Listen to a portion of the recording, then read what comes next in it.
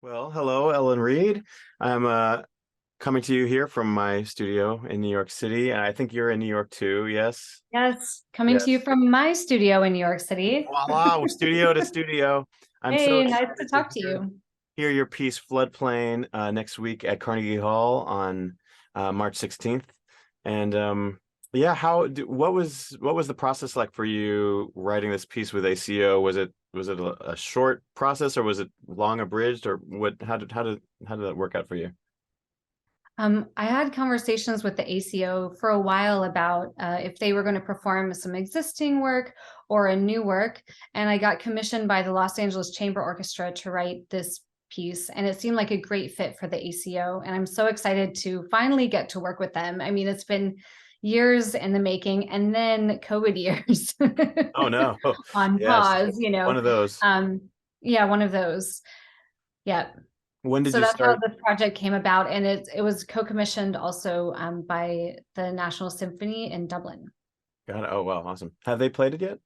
Yeah, Oh, cool. So you've got Lako did it, and then now and Dublin did it, and now we're third line. Third time's a charm. exactly. Um, Bringing it home. actually, I know I listened to the recording, the Lako recording. It's such a great piece. Thank We'll you. dig into that. When did you begin brainstorming ideas for everything? So I started working on this piece before the pandemic, Yes. and I was really digging into some melodic ideas, some thematic ideas, Mm, and I was ramping up to really dive into this piece. I set aside a bunch of time to work on it, and then the pandemic hit, I and see. everything changed. And I put the piece on the shelf because I decided during the pandemic to only work on things that could happen during those kinds of restrictions. And Mm, so then I moved on to make public art projects and video based work, like I know a lot of people did. And then once it seemed like the piece would absolutely happen, I got it off the shelf, kind of looked at what was there, but from a totally different perspective from a few mm. years into the future. And it was really exciting to get to dive back into that material and rework it from um, um, a place of now. Yeah, right. What were some of those public art projects that you were working on in between?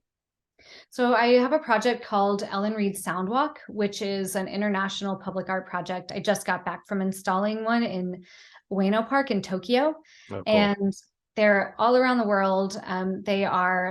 It's a GPS based project where as you walk through parks, the music changes to reflect your surroundings.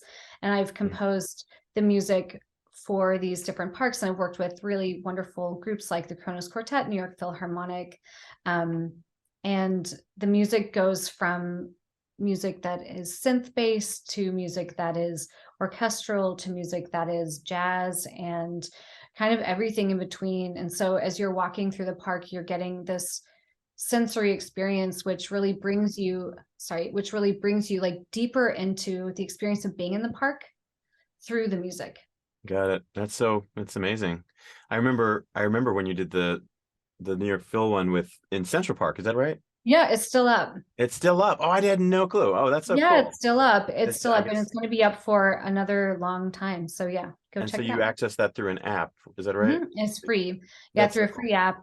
And that's all you need is the app and headphones, and then head to the park and it But will but you go. had done that before the pandemic. Had you done that? No, you did that during. I see. Mhm. I didn't know that. So what was it like? What is it like now composing post beginning the work of public sound art? You mean after the pandemic? Yeah. Now that you've Um, done that work and dug into multiple, ways of us experiencing music and space, yeah. does coming to the concert stage feel any different?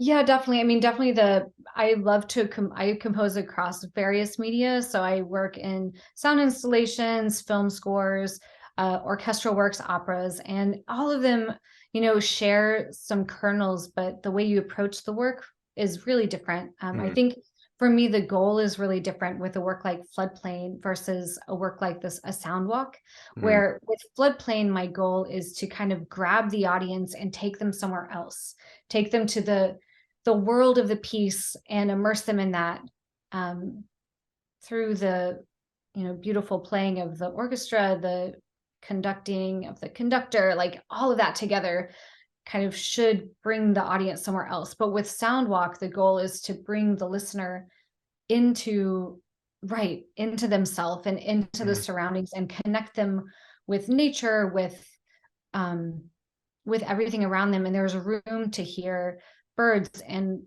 people talking, and there's more room. So the goal of the different work is really different, and so then it pulls the execution in different directions. That's so interesting. Does it feel restricting now that you were talking about using synthesizers and jazz and orchestral works and all, and then now you're using a specific ensemble? Is the process of writing that feel constricting, or is it actually more fun because you're in a clearer bounds, or how does that feel as a composer? Yeah, well, I try to not do the same thing back to back. Mm, So if I write an orchestra piece, then I try to not write an orchestra piece next, because mm, then it starts to feel a bit restricting. But yeah, I like to just go from one media to another, and it keeps it fresh. mm. I love it. So to the concept of floodplain, we're speaking of nature. Yeah. What is floodplain referring to? So a floodplain is an area that's next to a river, which can be really lush and grassy, or sometimes it gets flooded. And so this idea that there's this land that's either, beautiful and lush, or like filled with rushing water, was really exciting and inspirational to me, because there's this um, almost like taste of danger and the unknown in a floodplain. Yes, right. It can be this beautiful thing, or all of a sudden everything just washes away. That's wow. Totally. Yeah. Like, should you ever set up a tent on a floodplain? Yeah, should I you? don't think so. Right, right. Could go bad. Yeah. That kind of taps into the idea of the general program, Modern Yesterdays, which is essentially we're Kaki King's piece, Modern Yesterdays, is the original work that is now being created for orchestra. And she's referring to our yesterdays, the times before the pandemic, um, are much closer than normal historic events, and that this event of the pandemic totally altered our lives. And as we now move into a quasi post-pandemic era, we are all kind of yearning for our modern yesterdays. How do we bring back a sense of normalcy, or what normalcy is? So I love the idea. It's like what types of things do you set up? And I actually really enjoyed one of your reactions, it seems, to the pandemic was to create works for outside, and you created something so beautiful. So I'm enjoying that idea. Thanks. I mean, it's interesting, right? Because there is never any going back, Right. right? So we can't go back. And I think that probably most people also um, expanded who they were during the pandemic, because it was a period of self-reflection, and I joked with some friends that it was like an extended meditation retreat, Yeah, right. because a lot of the ways that we spend our time, we couldn't spend our time. And so we were forced to look at our lives, look at our patterns, and make changes. And so I think it's really exciting to be moving back into the world with that knowledge, self-knowledge, and with the possibility of some of the joy that was, just more available in some ways before the pandemic. Right. Yeah, Or we could take for I don't know. granted, right? And also, Yeah, exactly. Just some of the ease. Yeah. What do you mhm. think? Yeah, yes. I mean, I personally, there was a lot of soul searching. I'm not sure I would say it was a meditation retreat. It was more like an anxiety retreat, but I don't know. I don't know if they're that different. I'm just gonna say.